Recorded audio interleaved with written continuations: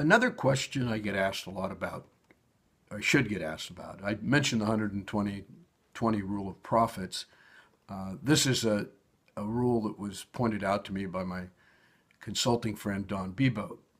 In fact, he is sort of the one that discovered it. And that is that if you look at the profits of a company, 120% of those profits come from 20% of the clients. It also applies to products and customers. Like 20% of your customers account for 120% of your profits. So in order to make that work, some of your customers, some of your products, and and some of your customers are customers, products, and salesmen. Any one of those can be costing you money. Now, we were giving a presentation in the city one day, and Don was giving the presentation, and I noticed one of my clients that was in the room basically sort of closed his briefcase and sort of quickly rushed out the room. He did come back quickly, but he came back in, had a big smile on his face, and later on I asked him what that was about, and he said, well, the minute you mentioned that if your salesman, 20% of your salesmen, if they're profitable and 20% are unprofitable, and a range in between, he thought, well, that makes a lot of sense, because he had 5 salesmen. One of them made a lot of money for him, and the other was a pain in the ass.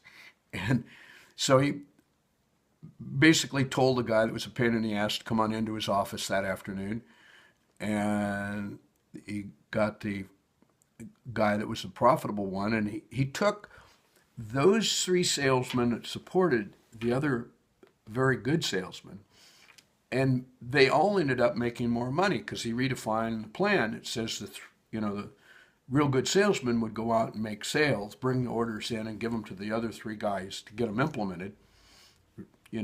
Fill the orders, track them through the system, and then he could go out and get more business. And the end result of this is that all 4 of those people made more money as a result of that plan, because the guy that was the losing salesman, the guy that cost the guy a lot of money, he was basically whining about the products they didn't have, and he would always have reasons why he couldn't sell what they wanted him to sell.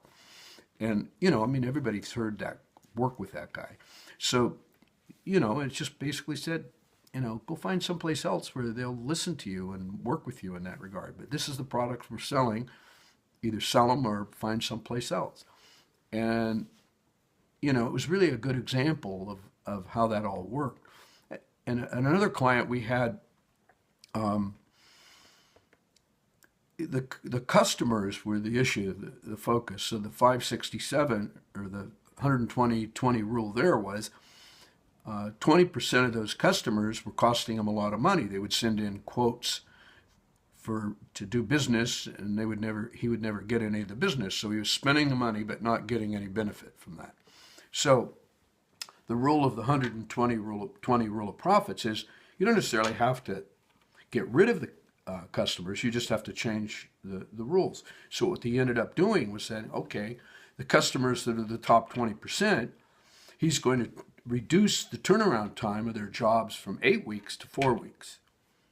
So since they were giving him more work, he was getting more business from them, and so he changed the relationship. Instead of giving 8 weeks to get an order out, he was committing to 4 weeks, and then in turn he got more business from them. So there's a way to solve all these problems, but it's the key thing is try to do an analysis and find out what are those numbers for each of those groups. And it's sometimes not easy to get those numbers, but trust me, when you do it, you'll be very pleased.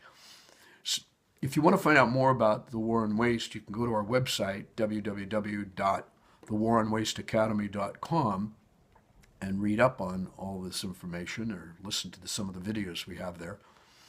And until then, I thank you for listening or taking the time. and I'll see you on the other side. Thank you very much.